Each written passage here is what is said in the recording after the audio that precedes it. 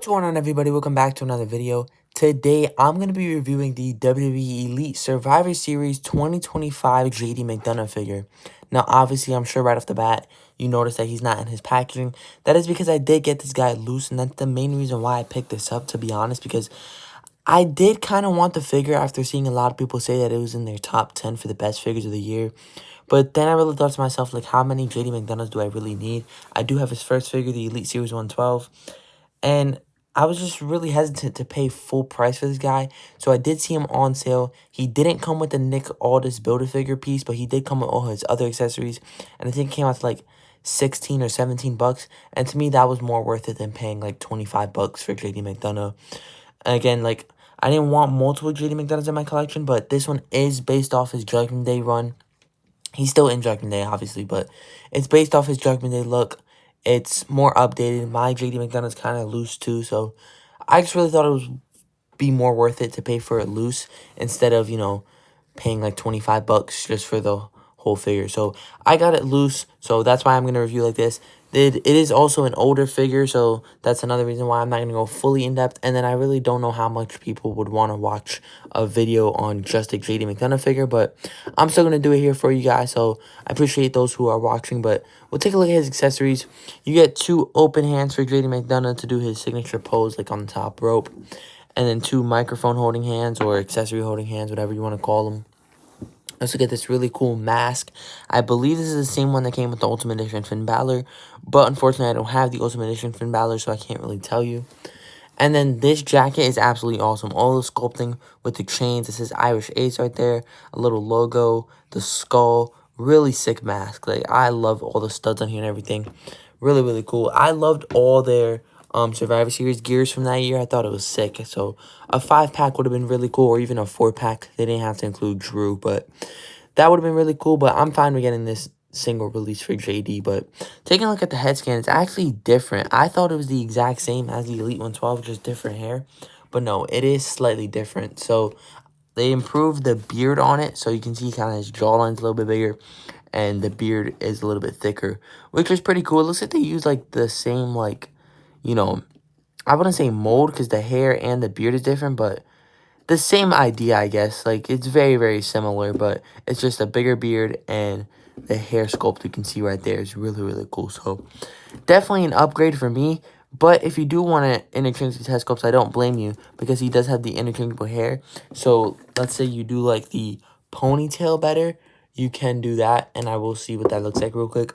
Now, I never liked the ponytail for JD. I mean, I thought it was cool that they included it, but I always went with the longer hair. So I'm personally probably not going to keep this like this, but it's pretty sick for like a backstage JD McDonagh. I don't hate it, but I love the long hair, and especially this newer one with the bigger beard and, the cooler hair mold. I'm definitely going to be keeping this head sculpt on there. I think it's way better, regardless of what hair's on the other head sculpt. But it's about the same figure, just a really good repaint. Like, the gear is obviously black and white for Judgment Day. No purple accents, believe it or not, but the new Judgment Day just wears black and white anyways. But exact same formula, torso and everything. I did have to put a rubber band on both arms, believe it or not. I even put one in the torso and made it really, really stiff. I mean, it's better now, but that thing was like a fidget spinner. So when I first put that rubber band in there, it was really stiff, but that did help out a lot. So he's not as loose as he was before. Still a little loose though, but this new one is like literally buttery smooth. So that's really nice.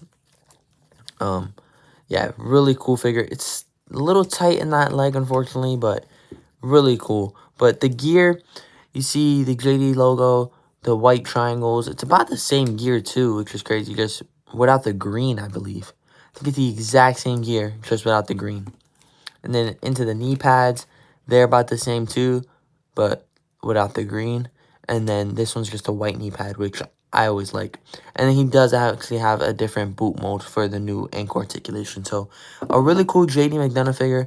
I am going to dress him up here, so we'll put his jacket and his mask on here. Unfortunately, you do have to remove the head sculpt to get the mask on there, which obviously isn't the biggest deal in the world. But interchanging the head sculpt a lot can cause it to get loose, unfortunately. So I always try to prevent that. But I absolutely love this jacket. And I think this figure is very, very good. And I would recommend it. But if you don't care for like the Nick Aldis Build-A-Figure piece and you already have his Elite 112, I would wait it out and see if you can get a good deal on eBay or something like I did, because I think it's way more worth it that way. But I'm definitely going to display him like this. There's really no other way to be honest. But yeah, this looks really, really cool. We can get him up here with a few other Judgment Day guys. I have the Elite 107 Finn Balor, and they look way better up next to each other. Like, look at, they look way better. The studs on Finn's mask looks really cool with the studs on JD's jacket. And, you know, the black and purple, like, that looks way better than his other figure. We even have the Elite 119 Dominic to also get in here. And they look absolutely sick. Look at the Judgment Day now, opposed with the other JD. Like, the hair, like, this JD has, like, an aura to it, man. This one's so cool. But the black, purple, and white across all three of these figures look sick. But I also have Dominic's Ultimate Edition, which I don't know how it's going to go. I mean, I'm sure it's still going to look good. And yeah, I mean, it definitely does for sure, because they mainly wear black and white now. But, you know, you can pick your poison with the Doms. This one does have the purple, and they have purple, so it's really up to you. I think I'd go with the Elite 119, though, just because the purples, but I like this figure way better. I mean, they're pretty good, though, both of them, but JD has a pretty good streak, man, with his figures. Both of them are really awesome, but this is definitely the one to get, and I highly recommend you do pick it up if you want to complete your Judgment Day, but I would wait it out. Check eBay or Mercari or any other places that you can find good deals on, because I think this JD is really good and it's worth picking up, but you might want to wait it out if you already have his first figure, and if you don't need that Build-A-Figure Nick Aldis and you don't mind getting it loose, I'd say wait it out. But that's just my opinion and my thoughts on this JD McDonagh. Let me know yours down in the comments below. While you're down there, please like and subscribe, and I'll see you guys in the next video. I'm bliss, highly favored. I'm bliss, highly favored. I'm bliss.